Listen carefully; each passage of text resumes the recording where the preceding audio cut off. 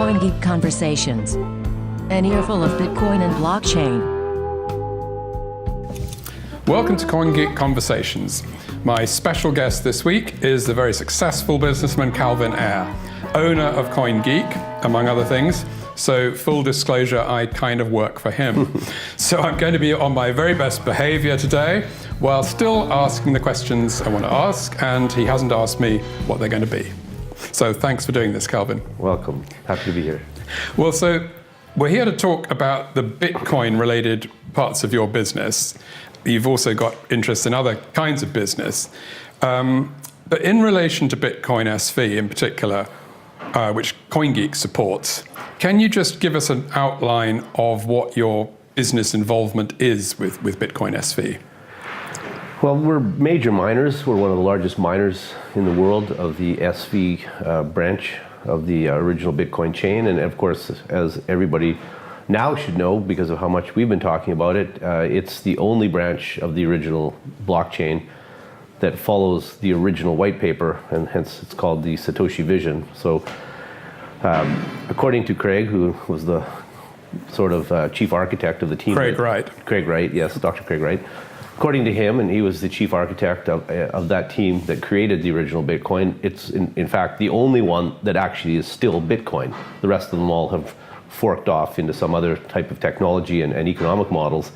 But yeah, so in addition to the mining, we support the mining.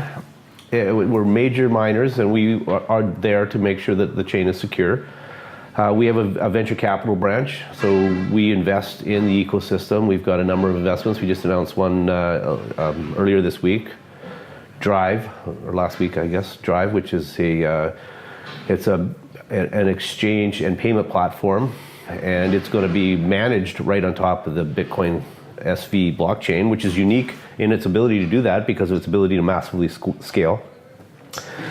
And we've got more of those coming. We're going to be announcing one later this week, in fact, in the gaming space, and not gambling gaming, but actual multiplayer games, gaming esports. Oh, right, yeah. And of course, the media branch, which is where we are today, doing an interview with it right now.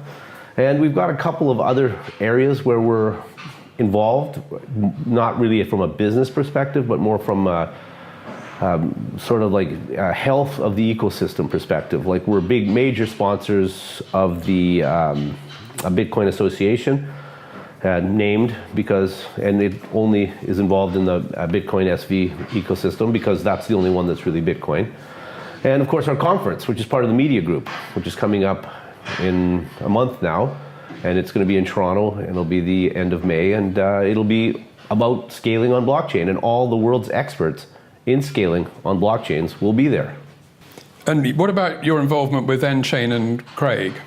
Yeah, well, Craig and I are friends, personal friends. We met in 2015. We've got mutual friends. One of my friends, actually, that I've known for a long time, Stephen Matthews, and Craig were working together in the gaming industry, which is Craig's background as well. Well, one of Craig's background. He's got a lot of background. So my friend Stefan was working with him when he invented Bitcoin. And so I was introduced to Craig in 2015. We've become friends. I buy into his vision, and I support the Bitcoin economic model and his Satoshi vision. nChain, of course, is one of the most prolific idea generators and patenters of technology applications on top of the Bitcoin blockchain in the world today, and they work closely with CoinGeek, and we're sort of the two driving forces behind proving Craig's vision actually works. So now I've seen you talk about creating a sort of payment platform for the whole world. That's the big vision, I guess. What would that look like when we get there? What's the promised land going to be like? Well, back to Dr. Wright again. I mean, I follow his vision of where this can go, and his MetaNet vision in particular, which is much more than just a payment platform. It's about basically MetaNet being the internet of the future, where we've actually can commercialize and put a value to the data that flows around the world on the internet today. And so this is much bigger than just payments, but if we're talking just about payments, I mean, what would be nice is for people to be able to seamlessly and frictionlessly with relatively no cost, send payments anywhere they want, anywhere in the world, and online or offline. And we think that's possible with Bitcoin SV, but to do that, you need to massively scale. And today, only one blockchain platform massively scales already, original Bitcoin SV, and has a roadmap to massive scaling in the near future. We're talking within the next couple of years. So when you talk about scaling, you mean lots and lots of transactions, the ability to very do quickly, right? Massive amount of transactions quickly and frictionlessly, which means low cost. Right. In that world where it's all working the way you want, is there going to be a problem for governments in raising taxes and controlling their national economies, do you think? No. To the contrary, I believe what will happen is that more and more governments will get educated to the fact that this blockchain will allow them to actually do their work and offer their services to their citizens more economically. The classic example I like to pull out is we can have point of sale taxation. So the whole issue of collecting taxes after the fact disappears. Because when you're talking about programmable money, like Bitcoin SV is, then the taxes can be sent to the government at the point of the transaction, and the government doesn't have to worry about anything. Right, so it's automatic tax collecting. That's just one area where the government can either save money, improve services, or improve transparency and auditability of civil servants and citizens and democracies in particular. I know in dictatorships or other forms of government it's less of an issue, but in democracies where the citizens believe that they should be able to hold their elected members of parliament to account, the transparency of what the governments are doing will also flow back to their citizenship. And I think it should create a healthier world. In that world, what will your role as a business person be? I mean, will you be reaping massive rewards for the work that you're doing now, or how will that work? Yeah, when I decided to throw my hat in and support Craig's vision, it was 50% sort of my natural instinct to get involved in creating another industry. I was there right at the start, creating the online gaming industry. So I've been there creating a new industry before. So that was an appealing concept to me. Of course, as a businessman, I'm always interested in proving that I'm right about things, and the only way that you do that in business is by having your businesses make money. So that's an element of it, but I'd already been successful. I'm not doing this completely for money or any of these other things. I legitimately wanted to get involved with a project that would be a legacy project for me, which would actually have lasting impact on the world, improve the world, make the world a better place. And so I'm driven by all these factors together, and it depends on how I feel in any time in the day, which one's the most important one. Right. I went to this blockchain conference last week, and there's a hell of a lot of activity going on in relation to blockchain, but quite a lot of it with the big companies and consultancies and stuff on private blockchains. Correct. And I talked to some guys from the Boston Consulting Group, a big consulting organization, and they were kind of in favor of public blockchain like Bitcoin SV, but they said that to get there, probably the industry was going to have to evolve through getting comfortable with private blockchains that big businesses like IBM own, and that was the sort of transitional stage. What do you think of that? I think that if you look at the history of Bitcoin over the last 10 years, and it's just human nature that people want to control things. I mean, Bitcoin, as it was originally developed, is Bitcoin SV. But it's been hijacked multiple times with SegWit, first to the SegWit core direction, and then the ABC alphabet soup guys took off in some other direction. It's unfortunate because it stunted the growth. Bitcoin SV, where it is right now, is probably 3 to 5 years stunted in its growth from where it could be, and that created the opportunity for all this other stuff, nonsense like the Ethereum platform, which doesn't work and has probably no intention of working because they're so happily scamming everybody with all these ICO scams. But that created the opportunity for the existing tech giants to dip a toe into this water and start selling what I believe is a little bit of nonsense in that private blockchains are the way to go in the future. I'm old enough to remember when Microsoft spent $100 million trying to invent a competitor for the internet, and we don't know how that ended up because people just simply didn't want that. Well, exactly. It is a little bit like that AOL, Prodigy, CompuServe time. And Microsoft had their own version of it as well. The walled garden. Yeah, the walled garden. Yeah, Microsoft did it as well. Took a run at that concept as well. But in a way, you might argue that was what made people confident enough to have the wild, outside, uncontrolled internet. Yeah, I think if it wouldn't have been stunted by these people trying to divert and get control of Bitcoin for themselves, Bitcoin would have gotten enough market dominance that it would have shown itself that way. So I don't think that was necessary. I think because of the hijackings that have gotten on, it's created an opportunity for the private blockchains. And most likely what's going to happen now is they're going to exist in parallel for a while, and maybe for a long, long time, where some people would prefer to have let's be honest, a private blockchain is a database. That's all it is. Yep. Controlled by somebody that you think you trust. So there's nothing new there. So they're using fancy terms to layer in on top of something that's basically just a big distributed database. The only innovation here is the fact that you can do it in a public fashion now and in a trustless environment where you don't have to trust the people that you're doing business with. That's the real innovation here. So private blockchains are not competitors to public blockchains. They're completely different. And they've got different use cases. But they will have their spot now for a period of time because they were given that opportunity by the hijackings that happened with Bitcoin Core and the Alphabet. But I mean, it must be, isn't it slightly encouraging to you to hear, for instance, this thing with Walmart as now every single lettuce you buy in Walmart apparently can be traced back to its origins through some blockchain solution. I mean, that is a big scale demonstration that the technology is worth working out, isn't it? Yes. Yeah. Of course, there's good things and bad things. I just think that there's going to be an opportunity. There's certain business models that people just will look at these private blockchains and say, well, why do we need that? I mean, one of the things we like about public blockchains is we don't have to deal with the big banks.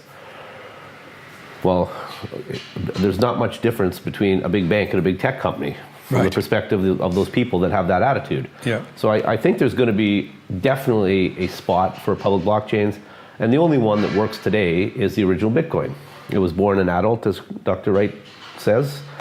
When he put it out there, the economic model, of course, the code's all been changed and improved, but the economic model that the code enforces has stayed the same in Bitcoin SV, and that's why it works. So the emphasis for Bitcoin SV is on scaling. That's its unique. And stability. Yeah, the platform doesn't change. It's the internet model. Right, yeah. And the internet core base protocol doesn't change either. When you are looking forward to all these transactions that are going to make use of the scaling potential of BSV, what kind of transactions do you see being the sort of earliest kind that are going to be producing large volumes? I think what's going to really take Bitcoin SV to the next level is unique applications like the ones that we're announcing and supporting, where you can actually start running your business, because without scaling, of course, you can't do anything. Let's be honest. The second you're successful on a platform that doesn't scale, the first thing that happens is transaction volume goes up. Well, if the platform doesn't scale, you're dead there. So you need it to scale before you spend the money on putting anything in there. So from our perspective, what's going to drive Bitcoin SV is unique business models that need scaling. So that means the only solution is Bitcoin SV. Then they're going to go on there and they're going to be able to offer this service out there that would only work on a scaling blockchain with low transaction fees, microtransactions. Money Button's an example. Yep. Where they can now, charge fractions of a cent or a percentage of a cent even to read some content on the internet. And are you confident that that is going to take off? Well, it doesn't have to be that, but something like that, where people the concept that you're going to be able to sell digital, put a value on digital concept that's really, really low. That's definitely going to take off. Absolutely. And when you look at the Internet of Things, as another area that people are predicting is going to be massive in the future. where you've got like machines basically that are owned by people or corporations that are owned by people. So the value flows back to people at the end of the day. But with with Bitcoin SV's ability to create smart money, you can actually create smart contracts between these machines, and the machines can merely have commerce between them, without any humans involved. And of course, the value will accrue to whoever owns them. But you can see in that case, the lower that you can have transactions, lower value transactions you can have, the more applications you've got in the Internet of Things. And we haven't even started down that road yet, because nobody's been able to scale a blockchain, because they keep kneecapping it for these other plans that they've got to transfer value away from miners to themselves in BTC's case, or worrying about Darknet and Alphabet Soup, ABC's case. So, I think there's going to be also a whole range of different business models that people like me can't even think of that are going to come up once people realize they can do massive transactions without much cost. Can we go back to the beginning of your story to put all this in context Sure. a bit? Now, you were born on a farm in Saskatchewan. Pig farm, yeah. In the middle, I won't be rude and call it the middle of nowhere, but It was the middle of nowhere. It absolutely was, yeah. It was a long way from any place, yeah. was that a happy start to your life? Absolutely. I mean, honestly, kids don't really know anything else about the world. I must confess, I've gone back there since, and it is a lot quieter than I could stand right now. But yeah, but when I was growing up there, it was great. I mean, we lived on a farm. There was farm animals and wildcats and, all the stuff kids would love. So yeah, I had a good childhood. I enjoyed it. And of course, in a farm, there's no rules on a farm, basically, because your parents are the only rules. But other than that, you can run around and do whatever you want. But it's funny that you've sort of seem to have moved away from the natural world into this very sort of kind of abstract world of computers and things. Yeah, but not entirely. I mean, I'm working on a resort project that's going to be a wellness resort and community in Antigua, sort of getting back to, something much similar to where I came from. Better weather, though, in the Caribbean.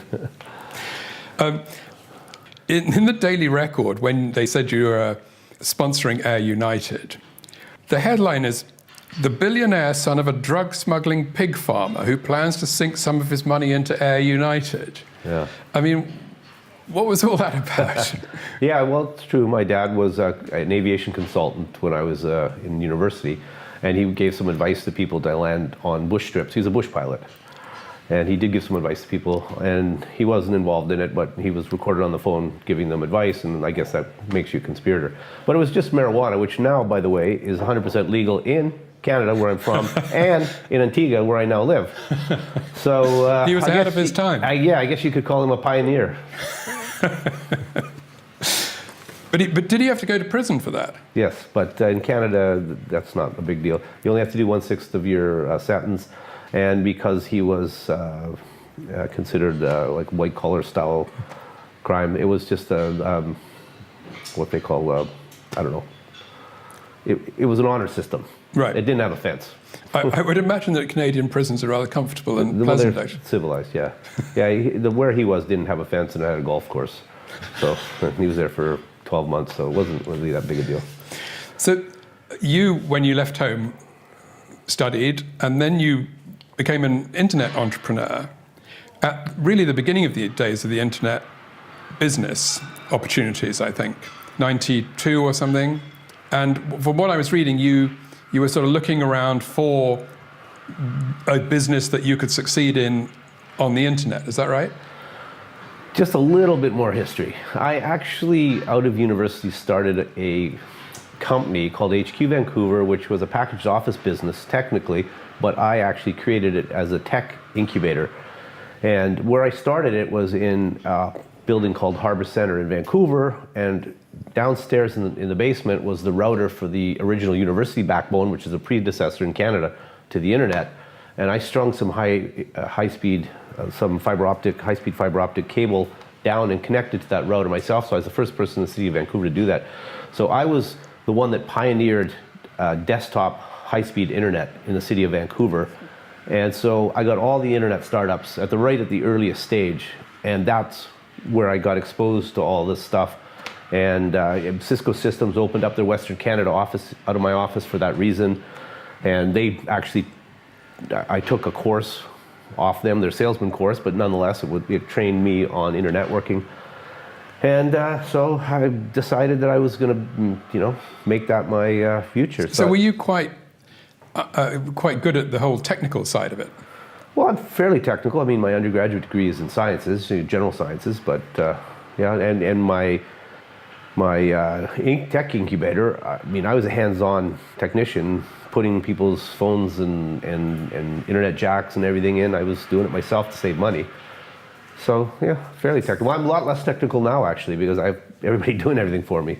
Well, also technology does things for itself in a way that it didn't used to. It changes a lot, so you're not really staying in the weeds. But so you eventually sort of decided that online gambling would be a good area to look at. Yeah, I looked at a lot of things, and I knew I was going to have to raise some money because I didn't have enough money to fund the whole startup myself. So, and it was such early days that when I was talking to people about it, if I'd go in to try and pitch a concept, and it wasn't the first thing I was involved in. I actually started a company with a group of other engineers called Telescape, which was basically Skype. Wow. But years before Skype came out, and we were successfully able to send still pictures and sound. But I mean, back then, you had to upgrade your machines. There was no sound cards on machines, no mics, none of that stuff. So you were sort of in a way. Yeah, it was too soon with that. Too early. Yeah. But one of the things I noticed is when I was going in to try and pitch on these business ideas I had for on the internet, I would spend my whole time explaining to people what the internet was. Right. And I could barely get around to talking about my business model. So then I said, well, I read an article about a guy that was doing sports betting. Ron Sacco was the guy's name out of the Dominican Republic. I eventually became friends with the guy. Actually, I'm still friends with him. He lives in Costa Rica. But he was doing phone-in sports betting. And that's when the light bulb went off in my head. That, hey, why don't I do this over the internet? Mm-hmm. Sports betting over the internet. It just seems such a natural thing. And one of the things I realized is that from my earlier pitches and other sort of business models that I'd come up with, is that it would be a lot easier to explain why gambling is going to make money than some of these other things where people would be, well, how's that going to make money? Right. So I just thought, let's go with sports betting. I love sports anyways, and I actually used to bet on sports with my friends for years because I'm a big sports guy. So I mean, it's funny because in a way, looking at the sort of things that you were sorting out there, it was technology, money, and presumably regulation to some extent as well. Sort of almost the same mix of things that you're dealing with now, I guess, in a way. Yeah, there was a lot of similarities between what I did in gaming and what I'm doing right now. And I'm in sort of at the earliest stages of the industry. It's industry building. It's dealing with the fact that people don't understand how existing laws apply to this new thing. There's a ton of similarities. I mean, have you ever thought of starting a nice, simple business? No, that would be very boring. I mean, I'll be very candid that one of the reasons why I decided to come back in and step out of retirement and get involved in this whole crypto space the way I have is because I love the energy of being there when all the Wild West side of the industry being born is. Right. And what I found with gaming is once it sort of matured and everyone knew what the rules were and then it became all about big companies and big organizations, I actually didn't really fit in there anymore. So I sort of still am interested in that because I have my roots there, but I'm having way more fun over here now. I mean, in a way, it's the creative phase of an industry, I guess. And the challenge, right? Yeah, okay, now this is a personal question. 2006, Forbes magazine said that you're worth at least $1 billion. Yeah. And then in The Guardian in 2011, you said, there's no way I'm worth $1 billion now, but I'll be a billionaire for the rest of my life because of that article. Yeah. Well, well, that's true. That quote's absolutely true. I mean, that's still true today, or? Well, but that statement's true. The statement's true, I will be a billionaire in the eyes of everybody forever. Honestly, it's really difficult to do valuations to tell what you're worth, especially if you're investing in private companies and you don't know, in early stage private companies where a lot of the value is in some kind of future concept. So I think I'm going to wait a few years before I do some kind of an appraisal of what I'm really worth. Right. But right now, I'm actually just having too much fun to worry about it, honestly. You've always been quite a sort of high-profile leader of your business. One thing that really caught my eye was when you were publicizing your gaming business, Bodog, with a TV show, I think it was, called Bodog Fight. Yeah. And MMA show, yeah. Live pay-per-view, 2007 finale in St. Petersburg, attended by Vladimir Putin. Yes. Is that right? He took myself and all the fighters out for dinner that night at one of the palaces, and he sat across from me. Him and Berlusconi and Jean-Claude Van Damme, who was a guest of theirs. And I actually ended up hanging out with Jean-Claude Van Damme for 3 days in strip bars and whatnot in St. Petersburg. So it's quite an experience, yeah. Did Vladimir Putin come to the strip bars at all? He did not. In fact, he doesn't drink in public. I have no idea if he drinks, when he's alone. But at the dinner that he hosted for us at this palace, he drank tea. But how did he come to be there? He likes martial arts. He's a karate guy himself. And Fedor Emelianenko was the big Russian fighter that we had on the card. And he just wanted to see it. Did you have a nice dinner with him? And the reason he invited us out is because Fedor won. And that was the sort of like the big fight of the night, and Fedor beat the American challenger, and so Putin was happy about that, and he invited us all out. Well, yeah, that was good news for you as well then, I guess. It was fun, yeah. It didn't have any impact on my businesses, but it was fun. And people always sort of go like this when I tell them I went for dinner with Putin one time, so it's kind of a fun thing to toss into a conversation. You sort of have acknowledged the influence of Richard Branson in the way that you run your businesses. Is that right? Yes. Yeah, it's true. I mean, I was an early fan of the way he used himself to market his brands. Yeah. I studied him a bit when I was younger, yeah. Right. I haven't met him yet, though, but maybe one day. Oh, really? Yeah. But you've got a lot in common with him in a way, haven't you? The Caribbean island. Yeah, that. And just the general high profile. Yeah, he likes adventure too. And likes parties and things, I think. I'm pretty sure that I go a little harder than him in that category. I think you might beat him on that one. Yeah. So for people who don't know you and read about stuff in the media, you've said the lifestyle I sell is about 80% reality of what I live. Is that... Back then, that was true. Yeah, time catches up with all of us, though. I spend a lot more time, eating healthy these days than I used to back when I made that statement. But the image hasn't changed. Well, I still love a good party. I mean, let's be honest. I honestly think everybody loves a good party, or at least the majority of people. I think a lot of people pretend they don't, but, reality is most people... Well, you're not telling me you're slowing down. Forcing myself to slow down might be a better way to explain it, because I actually am very health conscious now. Right. Yeah. Well, yeah, so you mentioned that in 2006 you sort of announced that you'd retired. Yeah, that's true. But you were only 45 years old. Yeah, there's nothing better than retiring early. You can really do a lot of stuff. This really was the self-made billionaire dream of, I've made my money, now I can do what the hell I like. Is that right? Yeah. The next 2 years after that, after I retired in my mid-40s, were the best 2 years of my life. I don't remember a thing, but they were the best 2 years of my life. But so what went wrong?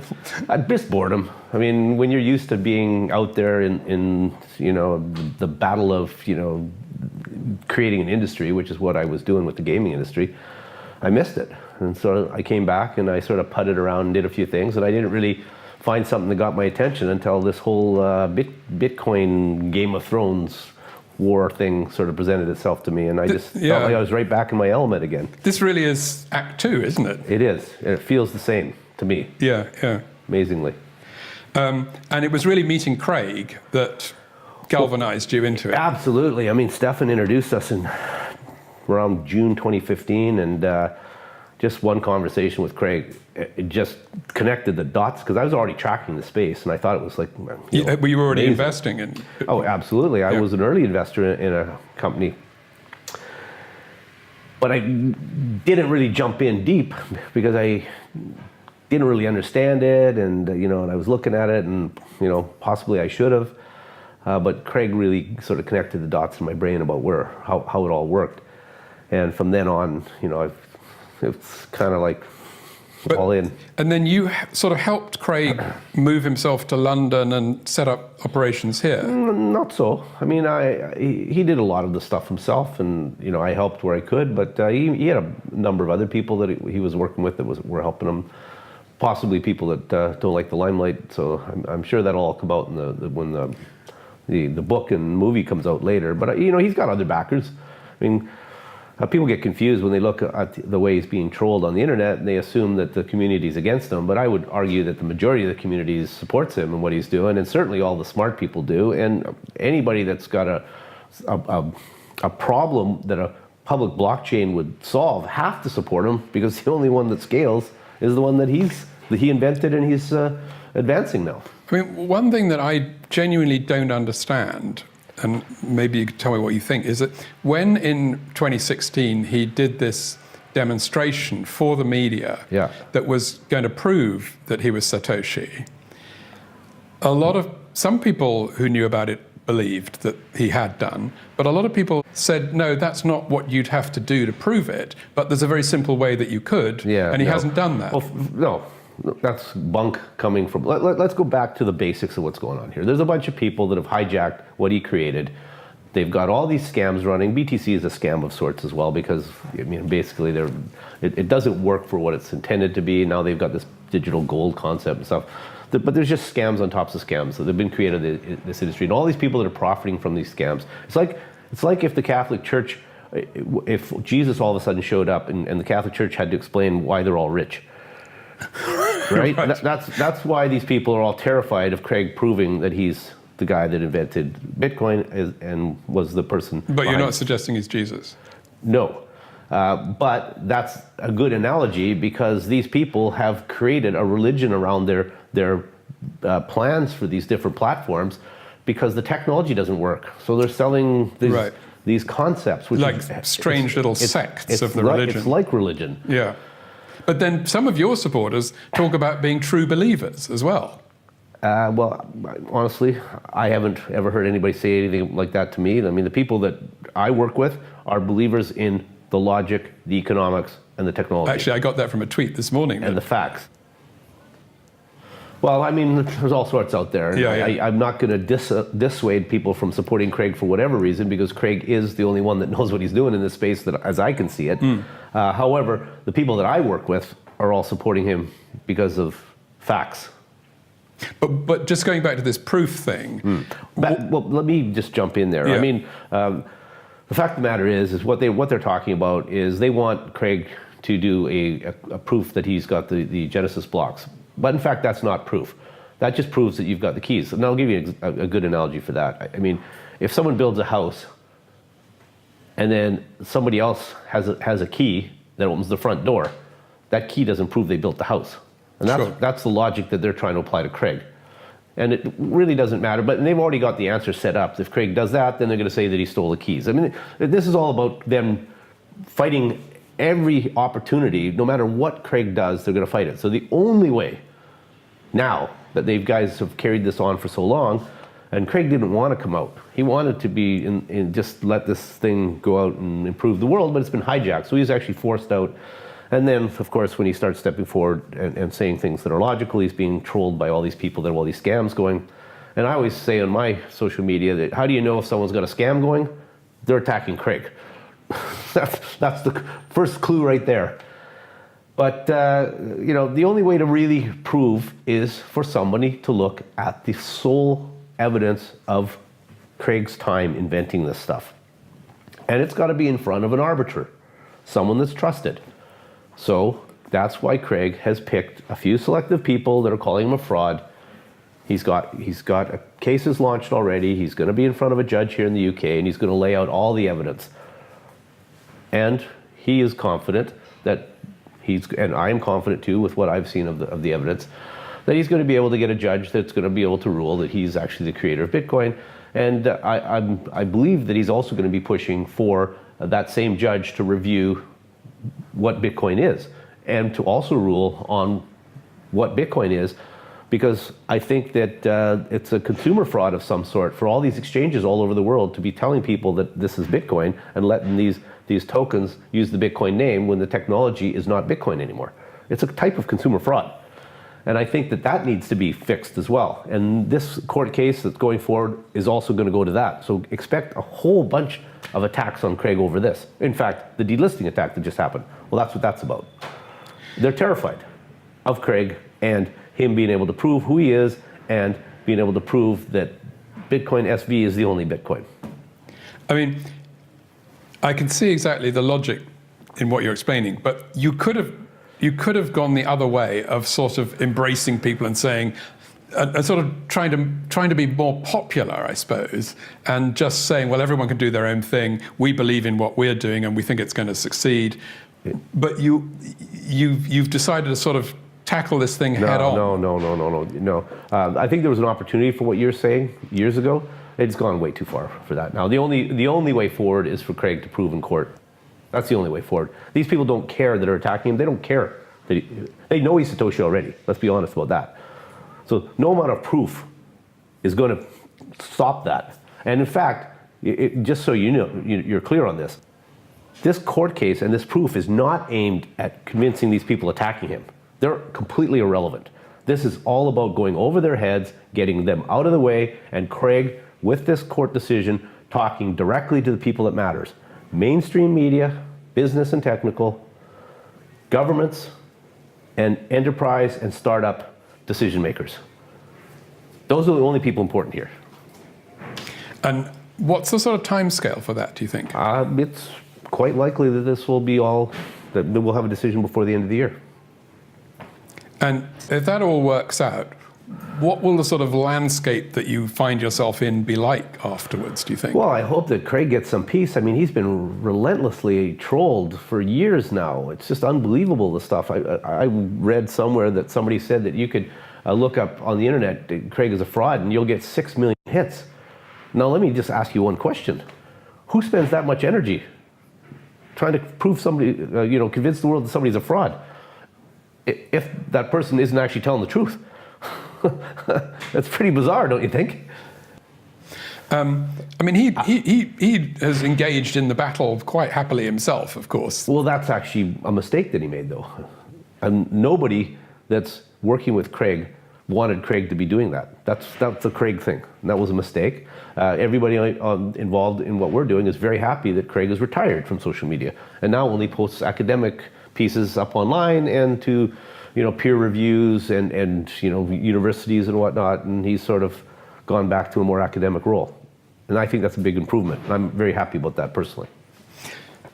So, Calvin, you've obviously put a lot of money into supporting Bitcoin SV. Have you bet the farm on this business? No, I definitely have not. I hedge my bets, which means I've got things, a lot of my investments could be ported over to another technology if it proves itself to be successful. And I don't invest only in this sector even. But the reality is it's impossible from where I sit to see any other alternative but for Bitcoin SV becoming the dominant public blockchain for one simple reason. It's the only one that scales, and you cannot become dominant if you don't scale. And if you can scale and you can do everything else, smart contracts, tokens, everything, we've got the internet model again. There is no need in the world for there to be two token platforms.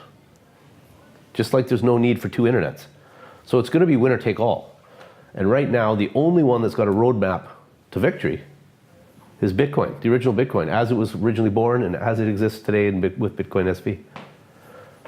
Now, you live in Antigua now. I certainly do. And you are involved in a lot of charity work. Yes. Which doesn't quite go along with the hard living image, but you support animal welfare, yes, education, helping the poor and stuff. I mean, and I plan to do a lot more of it. I actually see myself ending up, once I get through this battle, mostly doing philanthropy. I think that's where I'll be spending most of my time. What areas are you particularly sort of motivated around? Well, anything Antiguan, because I really, really like Antigua, and it's a small country, so I get a lot of traction for a small amount of money. I can actually have impact there. But I really favor things to do with education, things helping people help themselves. Anything to do with the environment. Honestly, environment, what we're doing to the planet is depressing. To the point where you almost lose hope that we're as a species, we're smart enough to actually survive our own. Bitcoin is blamed for some of that, of course. Well, inaccurately, though. The reality is, if you look at the actual studies, the banking system spends, if you factor in everything, including the cost to cut the trees down to create the paper for the money, the oil that goes into creating the plastic money that's being done, the electricity for all the banks and everything. Bitcoin, it would be a lot cheaper. And the other thing that I would add is that because Bitcoin fundamentally is secured by a gamification of the mining business, and it's competition based, at the end of the day, a significant amount of that is going to be energy cost. And that means that there's a huge incentive built into Bitcoin for energy costs to approach zero. So I think that Bitcoin may end up being a driver to get us off of the oil addiction. Right, because it'll be in people's interest to get cheaper energy. Get cheaper, and that means renewables eventually. Now, the next big event in the CoinGeek calendar is the Toronto conference. Absolutely. Is that going to be good? Yes. It's going to be where scaling comes out of the shadows and people start to understand. And it's been pushed into the shadows. It was never there intentionally. It was pushed into the shadows because the core people started it because they wanted to come up with an argument not to scale because scaling interfered with their objective, which was to use sidechains to transfer value away from the miners over to the developers and centralize everything and get back to the banking model with them in the banking, central banking role. So they create all this nonsense about scaling, but Bitcoin scaled right as it was born. That was all a lie. And so now that Bitcoin SV exists and scaling is central to the roadmap, it's time for us to start talking about it publicly. And so this conference is going to be dedicated to scaling. And the world leaders in scaling blockchains will all be there. It's going to be like Woodstock, you know. You're going to be able to say, hey, yeah, I was there. The CoinGeek Scaling Conference. And maybe a bit of a party afterwards? There will be a party, Caribbean themed, in honor of my new home. That should be fun. Well, still a few tickets left, I think. Absolutely. Thank you very much indeed, Calvin. Thank Cheers. you. CoinGeek Conversations. That's all, folks.